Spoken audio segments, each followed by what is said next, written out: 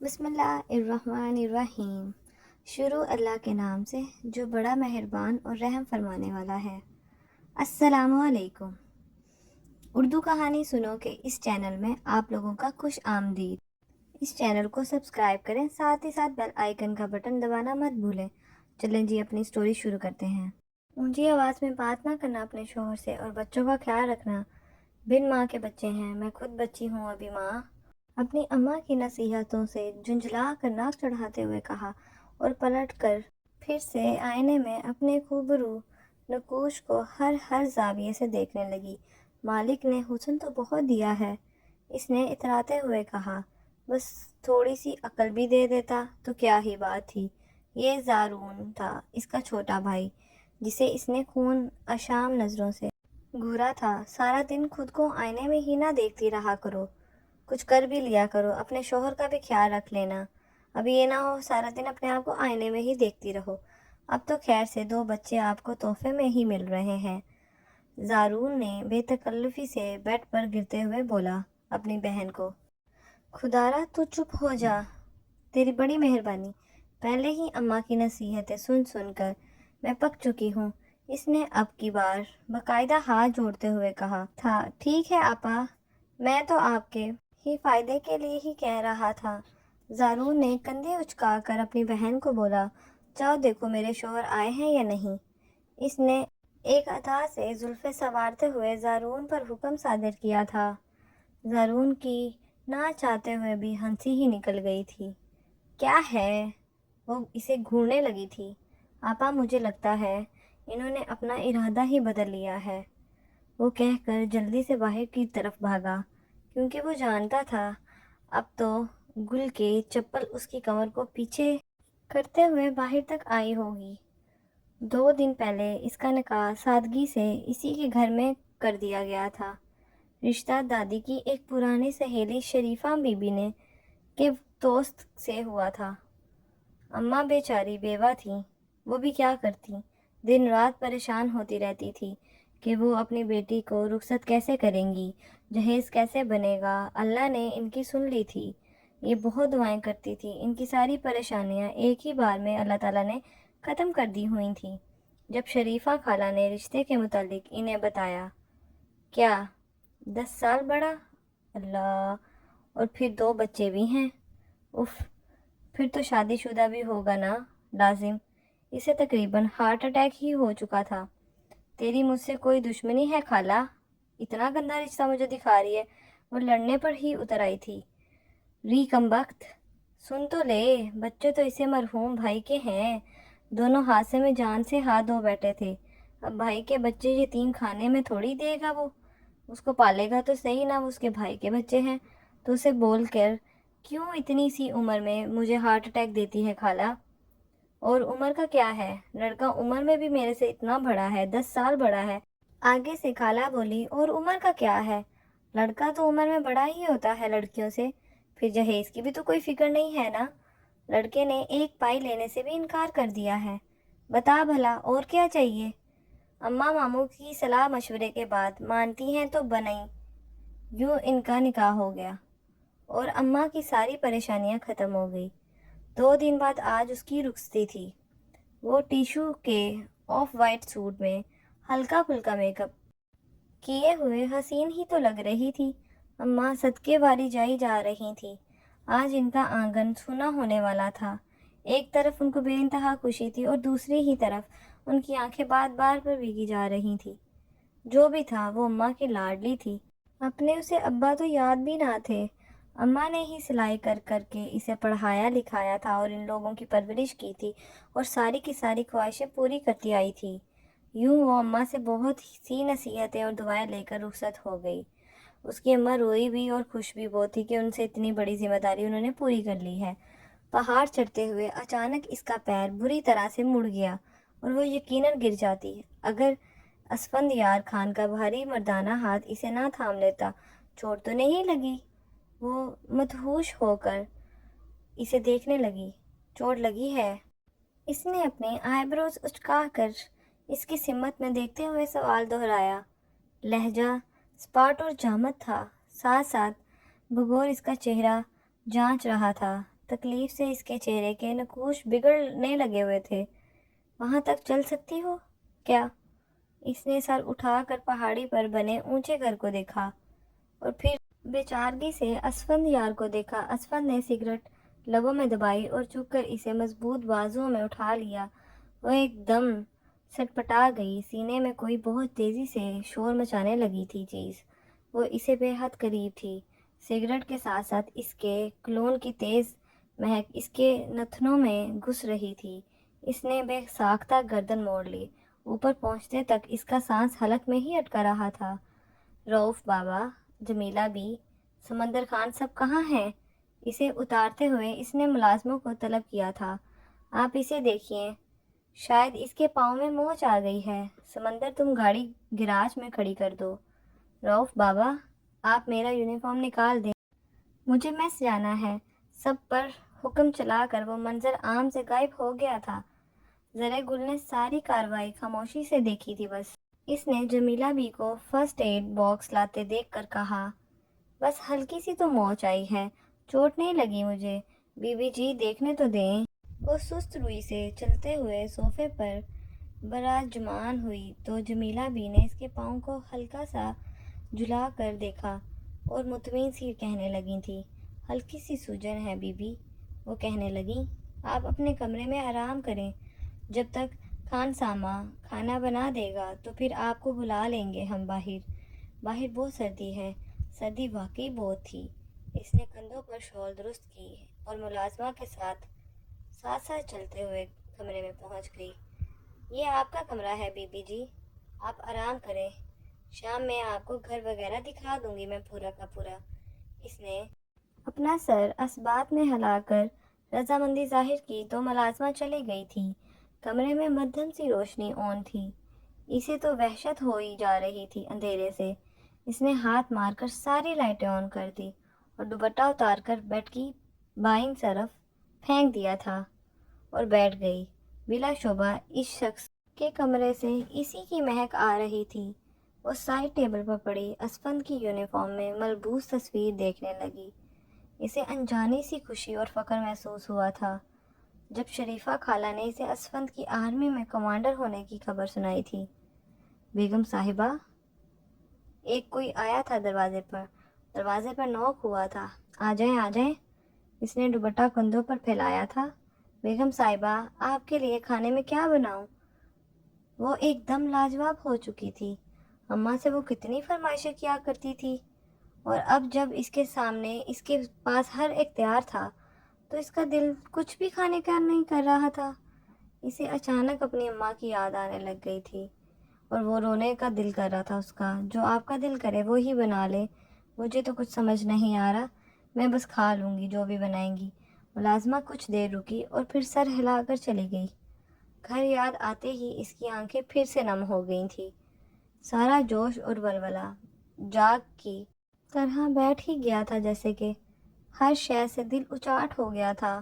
اس نے بیڈ کی پانتی پر بیٹھتے بیٹھتے کشن کھینچا اور سر رکھ کر لیٹ گئی۔ اس کے آنسو تکیہ بھگونے لگے تھے۔ ایک 30 سال کا مرد، اس کے 2 جڑواں بچے، اتنی بڑی کوٹھی اور یہ نوکر چاکر سب اس کے دسترس میں تھے۔ جو کل تک ایک لابالی اور شوخ سی لڑکی تھی آج بیگم صاحبہ بن چکی تھی۔ بیگم صاحبہ، یہ سوچتے ہوئے وہ بڑا مسکرا رہی تھی۔ ہاں جی۔ ملازمہ کی آواز نے اسے خیالوں کی دنیا سے حقیقت میں لا ڈالا تھا۔ بیگم صاحبہ، آپ کے لیے کھانا لاؤں؟ ملازمہ نے اپنا سوال دہرایا۔ وہ کچھ کہتے کہتے رک گئی۔ اماں نے کبھی یہ تو بتایا ہی نہیں کہ شوہر اگر 10 سال بڑا ہو تو اسے کیا کہہ کر پکارنا ہے؟ نام لے کر پکاروں؟ نہیں، عمر میں اتنے بڑے ہیں، نام لیتی اچھی تھوڑی لگوں گی۔ خود ہی اپنی سوچ کی نفی کی۔ سائیں سرکار، انہوں ان میں سے کوئی بھی نہیں۔ بیگم جی، ملازمہ نے جانے کا کیا سوچ کر بڑے پیار سے اسے پھر سے پکارا تھا، کیونکہ وہ تو اپنے خیالوں میں کھوئی ہوئی تھی۔ وہ انہوں نے کھانا کھا لیا؟ اس نے انگلیاں مڑوڑتے ہوئے جھجک کر پوچھا۔ کون صاحب جی؟ وہ تو چلے گئے جی۔ کہاں گئے؟ وہ حیران ہوئی۔ وہ تو آپ کو پتہ ہوگا نا جی۔ ملازمہ کا معصومیت سے بڑا جواب سن کر وہ تو دان دکھاتے ہوئے زیر لب بڑبڑائی، ہاں میں بیگم صاحبہ ہوں، مجھے معلوم ہونا چاہیے وہ کہاں گئے ہیں اور کہاں نہیں، مجھے ہی تو سب پتہ ہونا چاہیے۔ اس نے جیسے خود کو یاد دلایا تھا۔ کیا کہا جی؟ ملازمہ نے اس کی صورت دیکھتے ہوئے اس سے پوچھا۔ کچھ نہیں کچھ نہیں، آپ نے کھانا کھا لیا؟ کیوں جی؟ اس نے ملازمہ سے پوچھا۔ کیونکہ تم اور میں ہی تو اس بڑے سے گھر میں ہیں نا، گھر میں تو ساتھ ہی کھا لیتے ہیں۔ اس نے بات مکمل کر کے آنکھیں پٹکائیں، کیونکہ اسے کچھ سمجھ نہیں آ رہا تھا وہ کیا کرے، کیونکہ اس پہ کبھی بھی ایسی کیفیت نہیں آئی تھی۔ جی بیوی جی، ملازمہ خوش ہو کر کہتی ہوئی وہاں سے چلی گئی تھی، تو اس لمبی سانس لے کر حسب عادت دوپٹہ اتار کر ایک طرف رکھ دیا اور گھر کا جائزہ لینے لگی تھی۔ اسے کوفت ہونے لگی تھی بڑے سے چادر نما دوپٹے سے۔ وہ تقریباً رات کے 10 بجے واپس لوٹا تو کمرے میں نئی نویلی دلہن کو بے ترتیب اپنے بستر پر نیند اڑاتے دیکھ کر اس کا تو جیسے دماغ ہی بک سے اڑا دیا گیا ہو۔ گل، اس نے قریب جا کر پکارا۔ اسے کون بتاتا کہ وہ نیند میں کتنی پکی تھی۔ گل، بات سنو۔ اس نے ذرا زور سے پکارا تو ہڑبڑا کر اٹھ بیٹھی اور آنکھیں ٹمٹما کر اسے اس قدر معصومیت سے اسے دیکھا کہ اسفند کا دل پسیج گیا۔ منال اور یوسف سے ملی تم؟ کیا؟ وہ کچی سی نیند سے جگائی گئی تھی، اس لیے اندازہ ہی نہ کر سکی کون۔ بچوں سے نہیں ملی تم؟ اسفند یار خان کا پارا چڑھ گیا ہوا تھا آلریڈی۔ وہ مجھے پتہ ہی نہیں تھا، اسے شاید یہ نہیں کہنا چاہیے تھا۔ چہرہ اٹھا کر اسے دیکھنے کی ہمت کی تو وہ لب بھینچتے ہوئے ضبط سے اسے گھور رہا تھا۔ دیکھو گل، یہاں اس گھر میں تمہاری ہر خواہش پوری کروں گا اور پوری بھی کی جائے گی، کسی چیز کی کوئی روک ٹوک نہیں ہوگی کبھی بھی، مگر تمہیں میرے بچوں کا بہت خیال رکھنا ہے۔ میرے بچوں پر کوئی زور دیتے ہوئے اس نے یہی جتانے کی کوشش کی تھی کہ وہ اب اسی کے بچوں کی ماں ہے۔ وہ اس گھر میں بیوی کی حیثیت سے بیاہ کر لائی گئی تھی یا بچوں کی اماں بنا کر؟ یہ اب گل سوچ رہی تھی کہ وہ کیا ہے، اس کے دل میں یہ کھپ سی گئی تھی۔ سمجھ رہی ہو نا تم میری بات؟ باروب لہجے میں دریافت کیا دوبارہ سے اس نے آہستگی سے سر ہلایا تھا۔ تم نے کھانا کھایا؟ اس نے کہا نہیں۔ اس کی آواز بھر آ گئی۔ جانے کیوں میں سو گئی تھی، اس نے سو کرتے ہوئے کہا تو اسفند یار نے بے تحاشا حیرانی سے اس کی سرخ آنکھیں دیکھی تھی۔ یا اللہ صبر! بے ساختہ بیزار کن سانس کھینچتے ہوئے اس نے کہا تھا، تمہیں میری کوئی بات بری لگی ہے کیا؟ کمانڈر اسفند یار خان اپنی حیات میں پہلی بار ایک ایسی ہستی سے اپنا گناہ دریافت کر رہے تھے جس سے چند گھنٹے پہلے ہی وہ ملے تھے۔ اس نے اس کو کبھی نہیں دیکھا تھا اس کے نکاح کے علاوہ۔ اس نے نفی میں سر ہلایا تھا، البتہ نظریں ہنوز جھکی ہوئی تھیں۔ سیاہ چمکدار شفاف آنکھوں میں ناراضگی کا تاثر صاف ظاہر ہو رہا تھا۔ گندمی مائل سنہری رنگت، تیکھی ناک میں ایک باریک سی تار پہن کر رکھی ہوئی تھی۔ گھنگرالے بالوں کی چند لٹیں چوٹی سے نکل کر اس کے رخساروں پر اٹکلیاں کر رہی تھیں۔ اس میں حسن و کشش کے سارے ہی انداز رچے ہوئے تھے، بس ایک نظر تھی جو لاپرواہی کے عالم اٹھی تھی۔ وہ اسی نظر کی قیدی بن گیا تھا۔ ان خوبصورت لبوں کی کپ کپاہٹ اسفند یار کا چین لوٹ کر لے گئی تھی۔ اس لمحے لب بستگی کے عالم میں بیٹھا اسے تکتے رہا، پھر آہستگی سے بولا، جاؤ تم بچوں کو دیکھ آؤ، میں چینج کر لوں، پھر کھانا کھاتے ہیں مل کر۔ اس نے حتا الوسع لہجہ نرم رکھا ہوا تھا، اندر ہی اندر اس کے لابائی پن امیچورٹی پر جھلا رہا تھا۔ اس نے اندازہ نہیں تھا کہ یہ لڑکی اتنی امیچور ہوگی۔ وہ اس کی ریزرو نیچر اور میچورٹی کی طبیعت کے بالکل ہی برعکس تھی۔ پتہ اس کے ساتھ چل سکے گی یا پھر نہیں، یہ تو وہ جانتا نہیں تھا۔ پہلے 2 بچے کم تھے جو ایک اور اس کی ذمہ داری بھی اس کے کندھوں پر آ پڑی تھی۔ اس نے شاور لے کر لباس تبدیل کر کر ہلکے نیلے رنگ کا شلوار سوٹ زیب تن کیا اور کفوں کو کوہنیوں تک موڑتے ہوئے آئینے کے سامنے رکا۔ نم بالوں میں برش گھماتے ہوئے اس کی نظر ڈریسنگ ٹیبل پر پڑی، جھمکوں پر پڑی۔ مڑ کر بیڈ کی طرف دیکھا تو گرم شال وہاں پڑی ہوئی تھی اور کشن بے ترتیب پڑے ہوئے تھے۔ اسے بے ترتیبی سے سخت نفرت تھی۔ ایک اور وجہ مل گئی تھی زرے گل کو ناپسند کرنے کی۔ سر جھٹک کر ڈائننگ ہال کا رخ کیا اس نے۔ چپ ہو جاؤ یار، تمہیں خدا کا واسطہ ہے۔ اس نے جھنجھلا کر یوسف کے آگے ہاتھ جوڑے تھے تو وہ معصوم اس کی بلند آواز سے ڈر کر اور تیز تیز چیخنے لگا تھا۔ چپ کر جاؤ، چپ بس، ورنہ ایک تھپڑ لگا دوں گا۔ سر میں درد کر دیا ہے تم نے میرے۔ اس بات سے بے خبر کہ اسفندیار خان دروازے میں کھڑا خون اشام نگاہوں سے اسے گھور رہا تھا، وہ ایک دم اندر آیا اور بازو تھام کر صفاقی سے کمرے کے ساتھ لگا دیا۔ اگر آئندہ تم نے میرے بچوں سے اس طرح کا سلوک کیا تو باخدا بہت برا پیش آؤں گا۔ سوچ لو، سمجھ لو، سمجھی تم؟ وہ یکدم بدحواس سی ہو کر اسے صفاق اور رحم سے آری چہرے کو ٹکر ٹکر دیکھنے لگی تھی۔ سمجھی تم؟ پھر سے اس نے بولا۔ اسفند نے زور سے جھٹکا دے کر اسے دور دھکیلا اور وہ درد سے بے ساختہ سسک اٹھی۔ وہ آگے بڑھا اور یوسف کو بازوؤں میں بھر کر وہاں سے چلا گیا۔ کمینہ بدتمیز، اس نے آنسو پوچھتے ہوئے اسے برے برے القابات سے نوازا۔ یہ اس کی پرانی عادت تھی۔ پھر سو سو کرتے ہوئے ٹک سے اماں کو فون ملا دیا۔ یہ کیسا ظلم کیا آپ نے مجھ پہ؟ میرے ساتھ کیا تھی آپ کی دشمنی؟ آپ تو کہتی تھی کہ میرا شوہر بڑا آہی خاندانی اور سلجھا ہوا ہے۔ کیا خاک سلجھا ہوا ہے؟ بڑا آپ کہتی تھی وہ تمہیں چور ہے، بڑا سمجھدار ہے۔ ذرا خیال نہیں آیا اسے میری بازو مڑوڑتے ہوئے؟ بدبخت کہیں کا، خدا نہ خواستہ نازک بازو ٹوٹ جاتی تو؟ اس نے اپنی کلائی سہلائی تھی۔ دوسری جانب اماں نے سر پکڑ لیا ہوا تھا کہ ابھی تو اسے رخصت کیا، اسے رخصت ہوئے ابھی آدھا گھنٹہ نہیں ہوا اور آدھا دن نہیں گزرا۔ ایسا بھی کیا کر دیا تو نے جو اس نے تیری بازو ہی پکڑ لی؟ اس کی اولاد کو ڈانٹ دیا ذرا سا، وہ شخص تو غصے سے پہاڑ چڑھ گیا۔ کم بخت، تو نے اس معصوم کو ڈانٹا؟ ڈانٹا ہی کیوں پاگل لڑکی، تجھے کیا سمجھایا تھا؟ اماں کا بس نہیں چل رہا تھا ورنہ اس کا سر ہی پھاڑ دیتی۔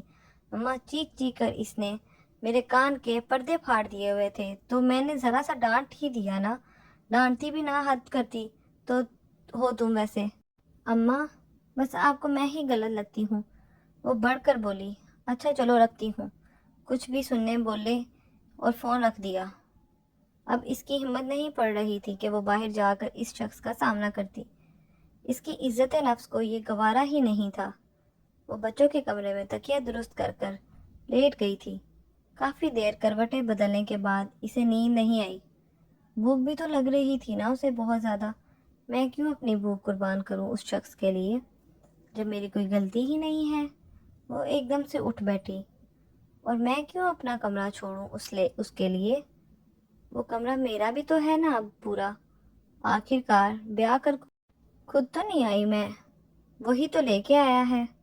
اس نے شال اٹھا کر کندھوں پر لپیٹی اور باہر نکلی۔ ہر طرف خاموشی اور اندھیرا ہی تھا، گو کہ سب سو چکے تھے مگر صحن کی لائٹ جل رہی تھی۔ وہ دبے دبے قدموں کے کمرے میں دروازہ کھول کر اندر آئی تو اسفندیار خان اپنے ڈبل بیڈ پر خواب خروش کے مزے لوٹ رہا تھا۔ اسے بے حد غصہ آیا۔ وہ آگے بڑھی، تکیہ کھینچ کر لیٹ گئی اور کمفرٹر اتنی زور سے کھینچا کہ اسفند کی آنکھ ہی کھل گئی تھی۔ وہ اٹھ بیٹھا اور اپنے پہلو میں لیٹے نازک وجود کو کھانے جانے کے والی نظروں سے گھورنے لگا تھا، کیونکہ اس نے اس سے پہلے ایسی بدتمیزی کبھی نہ دیکھی تھی۔ مگر زرے گل کی صحت پر کوئی اثر ہی نہیں پڑ رہا تھا۔ اٹھو یہاں سے، اس نے نیند کھل جانے کا غصہ تھا۔ کیوں اٹھوں؟ وہ بھی آگے سے غصے میں تھی۔ وہ نہ صرف پلٹی بلکہ گھٹنوں کے بل اونچا ہوتے ہوئے جنگ کا اعلان اس نے کیا۔ تمہیں تمیز نہیں ہے؟ میں سویا ہوا تھا اور تم ایسے آ کے اور وہ کھینچ لیا تم نے مجھ سے، وہ لب بیچ کر رہ گیا۔ آپ کو تمیز نہیں ہے؟ کتنی زور سے آپ نے میرا بازو مڑوڑا، کوئی شرم نہیں ہے؟ کم وقت آج تک ایک ناخن سے کھروچ بھی نہیں لگی مجھے آج تک کسی کی، اور آپ نے وہ غصے سے بھری ہوئی تھی۔ آپ نے جرات کیسے کی؟ بتائیں؟ بتاؤں؟ وہ بے حد سنجیدہ تھا۔ اگلے ہی لمحے اس کی کمر میں ہاتھ ڈالتے ہوئے کیا اسے نزدیک کیا اور اس کا نچلا لب اپنے سرخ ہونٹوں کے درمیان صفاکی سے بیچ لیا۔ وہ تڑپ اٹھی، دونوں ہاتھ اس کے جڑے چکے تھے، سینے پر رکھتے ہوئے خود کو چھڑانا چاہا مگر ناکام رہی۔ وہ سانس لینے کی بری طرح سے مچل رہی تھی۔ اسفند نے اس کے لبوں کو ہولے سے آزاد کیا تو اس کا سانس بری طرح سے اکھڑا ہوا تھا۔ آئندہ مجھ سے میری جرات اور جسارت کے دعوے مت کرنا کے بارے میں اور کبھی پوچھنا بھی مت، زرِ گل، ورنہ بہت پچھتانا پڑے گا۔ وہ اسے دور دھکیل کر بے حال چھوڑ کر کمفرٹر کھینچ کر پلٹ کر لیٹ گیا ہوا تھا اور زرِ گل سینے پر ہاتھ رکھے سانسیں اعتدال پر لانے کی کوشش ہی کرتی رہ گئی۔ اور اگر آپ لوگوں کو اس سٹوری کا سیکنڈ پارٹ چاہیے تو پلیز کمنٹ کریں اور ساتھ ہی ساتھ میرا چینل سبسکرائب کریں اور بیل آئیکن کا بٹن دبانا مت بھولیں۔ خیال رکھیں۔ اللہ حافظ۔